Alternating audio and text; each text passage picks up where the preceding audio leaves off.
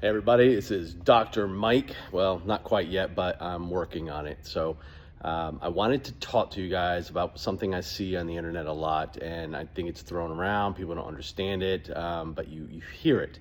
So I want to kind of explain what this whole keyword is, cortisol, where it is, how it works, and why it's actually kind of important to pay attention to. Okay, so first thing first is cortisol is a stress hormone that reacts to anything in life, right? Could be working out, could be a jolt, like someone scares you, could just be stress in your day-to-day life. So anything kind of stress related. So that's what kind of everyone's getting around, throwing around stress related hormone. But let's break that down a little bit, okay? So when you have the stress trigger, right, your brain up here sends a signal down to the adrenal glands.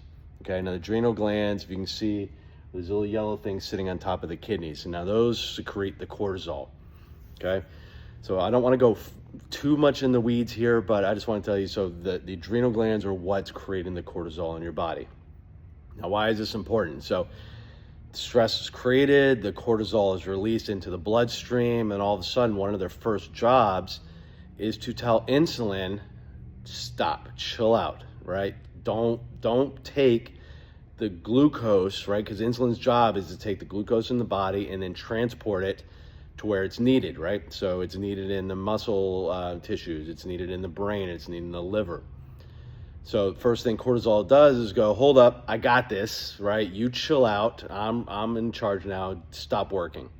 So it tells insulin, so now you have an increase of insulin in the body that is doing nothing, okay? So if the insulin's doing nothing, the insulin's not doing its job taking blood glucose out and putting it to where it needs to be, now you have an increase of blood glucose in your body, okay?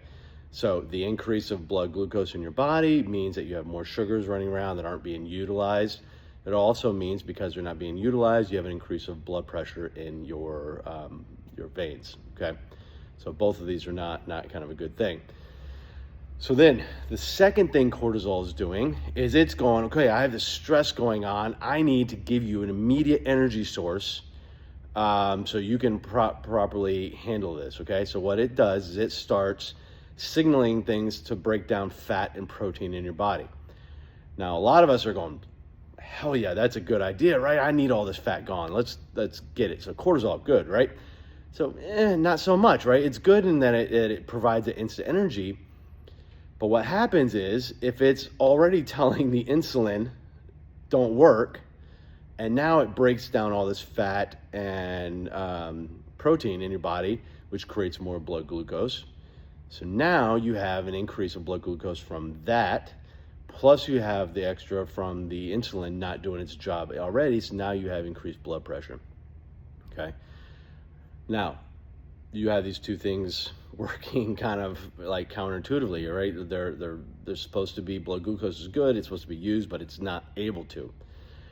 So now you've got all this extra stuff in your body, and it's now because it's creating the blood pressure, you are probably going to have a continuous cycle now. So you think, okay, well, I'm going to go work out. Well, strength training is one of the things that might jolt it into working again, right? Because you're going to create muscle space.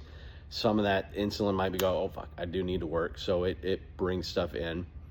But on a general, it's going to be a cyclical pattern, right? So you're going to intake food. That body's going to signal more insulin production, right? So now you have insulin that's already not working.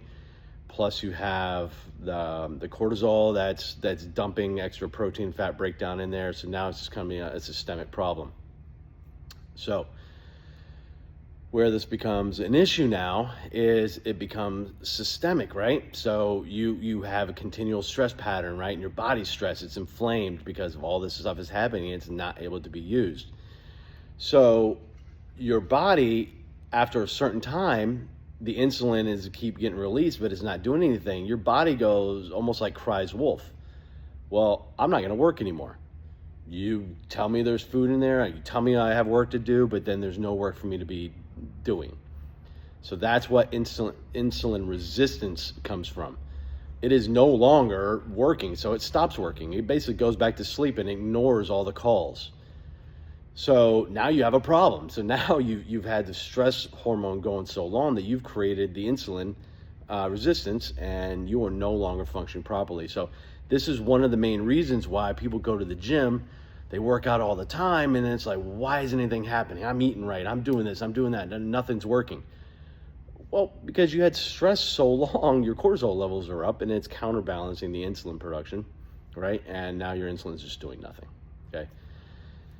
We like to think that, oh, well, there's just no point, right? So then people jump to medicine, right? And then they go to these GLPs and things like that, and then it starts to work. But we still need strength training, because without strength training, our muscles can't grow, and we don't have the extra stores to put the insulin in. And honestly, as we get older, we need to support our skeletal system, right? We need to stay upright. So if we don't have, that's why you see some 60-year-olds and 80-year-olds like walking around like this, because they don't have the muscle systems in place to keep them upright. So you can see how important it is to not only go to the gym, but we need to kind of balance this stress hormone. So you can't just take pills and hope it goes away, right? Some of them, depending on what you're taking, right? Like ashwagandha is known to help, some ginseng, things like that. But you got to start looking at pure forms, right? Not gummy forms and the extra added sugars, because I mean, all that's doing is adding extra inflammation. So things that you can do to help reduce this: consistent sleep. And it's not unknown. People know they need to sleep, but there's studies out there about, like, are you sleeping at 10? Are you going to sleep at 11? Is it 1 o'clock today? Right? That's consistent sleep. So on top of the duration, right, 6 to 8 hours is the optimal window. Any more is a problem. Any less is a problem, right? It starts creating more cortisol and stress on the body. So 6 to 7 is ideal. 6 to 8 8 tops.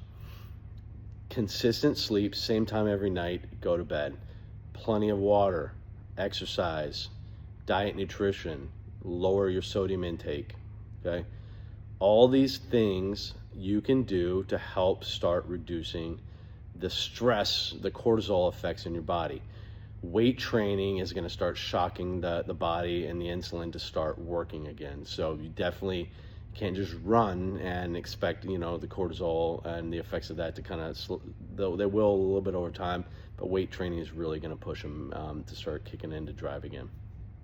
So this is kind of my overview of this. I can deep dive into it a little bit if you want. I don't think you need to know chemical reactions, things are going on, but that's why this stress hormone is so important. You need to pay attention to it.